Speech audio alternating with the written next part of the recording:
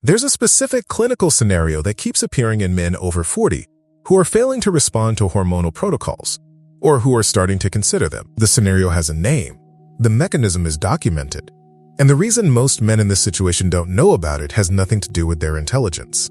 It has to do with which specialist they happen to see first. There is a test that should happen before any serious conversation about testosterone. For most men dealing with the pattern this video is going to describe, that test has not happened. Here's what the pattern looks like. And here is the mechanism underneath it. The fatigue that does not resolve with sleep. The cognitive flatness that arrives somewhere around 2 p.m. and does not lift. The 3 a.m. wake-up, mind already running, that leaves you operating on a baseline that used to require no effort to exceed. If that's the picture, most men in this situation arrive at one of two conclusions. Either this is the cost of running hard for 20 years, or this is what the numbers look like when testosterone starts to slide. Both of those conclusions may be partially correct. Neither of them is the complete explanation. Here is what is actually happening in a significant subset of men with this exact picture. Every night, somewhere between dozens and hundreds of times, the airway partially or fully collapses. Breathing stops.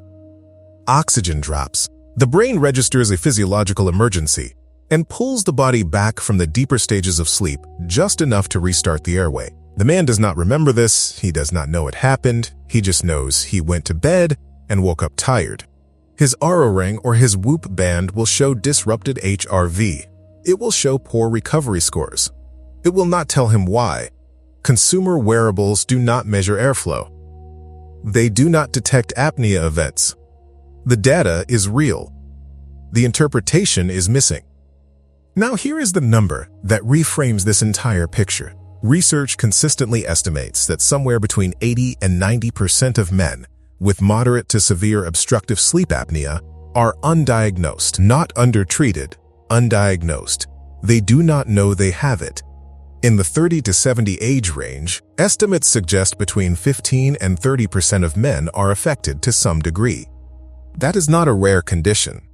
That is 1 in 5 to 1 in 3 men in this exact demographic carrying a physiological process every night that their doctor has almost certainly never screened for. And that brings us to the mechanism itself, the specific way this pattern suppresses testosterone. When the airway collapses during sleep, breathing stops for 10 seconds, 30 seconds, sometimes longer.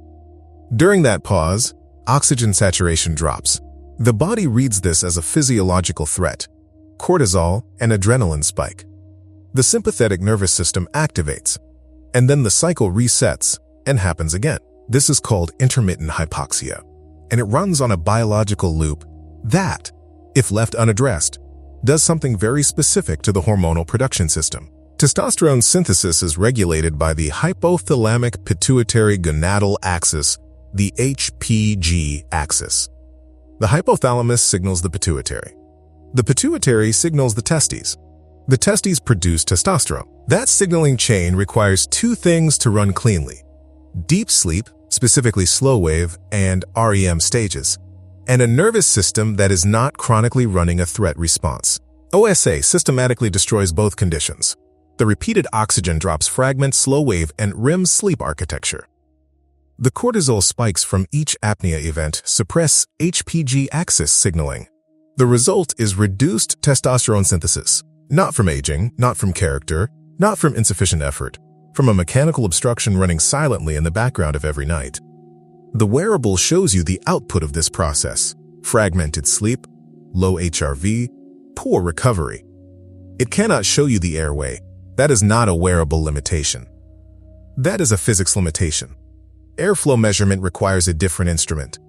Now here is where the clinical picture gets complicated. A man in this situation goes to get his blood work done. His total testosterone may come back within the normal reference range.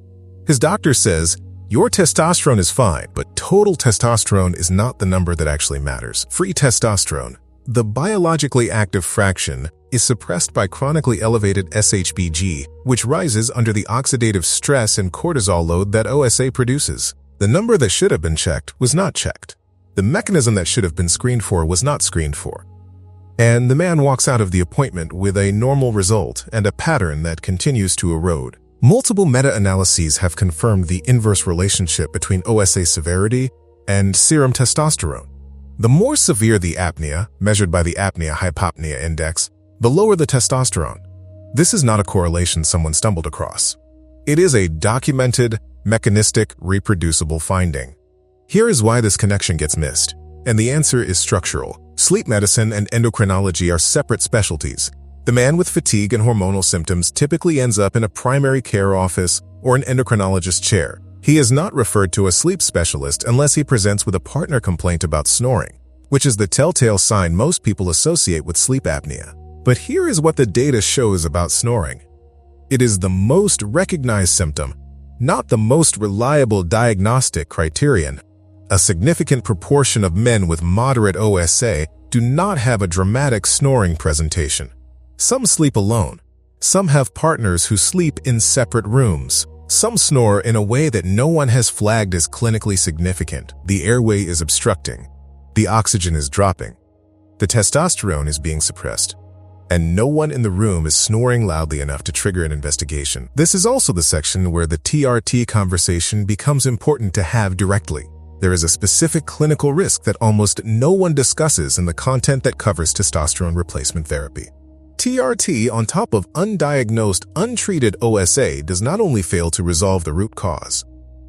Research indicates it can worsen airway obstruction through neuromuscular changes in the upper airway and increased metabolic oxygen demand during sleep. The man who starts TRT without ruling out OSA may find marginal or short-lived improvement, followed by a pattern that is harder to explain and more difficult to treat. The test that should have happened first is not a blood draw. It is an airway assessment. It costs less than most of the supplements currently sitting on the shelf, and it can be done at home. Here is what the picture looks like when that test finally happens. The man gets the result. The mechanism is named. He was not failing to respond to the protocol.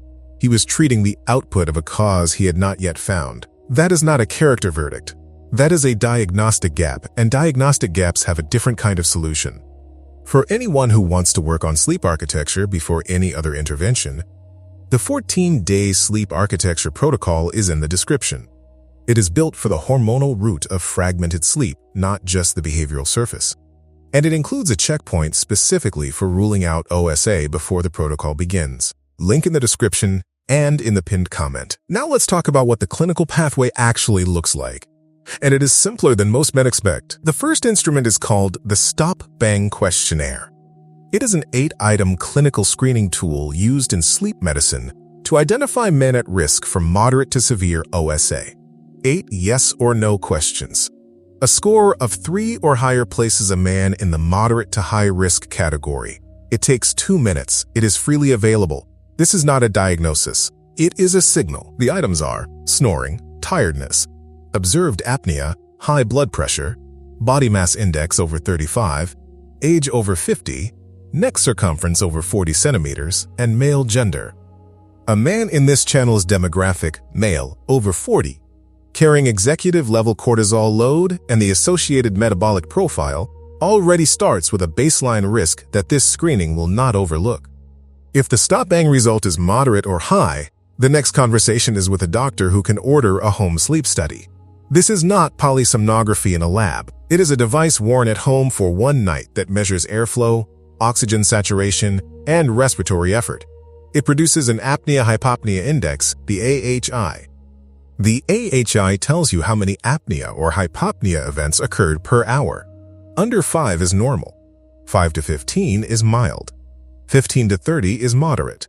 Above 30 is severe. Each of those categories has a different implication for how much hormonal suppression is likely in play and what the intervention pathway looks like. Now address the objection that this audience is most likely holding right now. I don't snore, so this probably isn't me. That is the most common reason men in this demographic dismiss this assessment. And it is the reason that 80% of moderate to severe OSA goes undiagnosed. OSA does not require loud snoring to suppress testosterone. It requires a partial or complete airway collapse that reduces oxygen saturation. That event can happen in near silence. Partners miss it, sleep apps miss it. The man himself never knows. The absence of a dramatic snoring presentation is not evidence of a clear airway.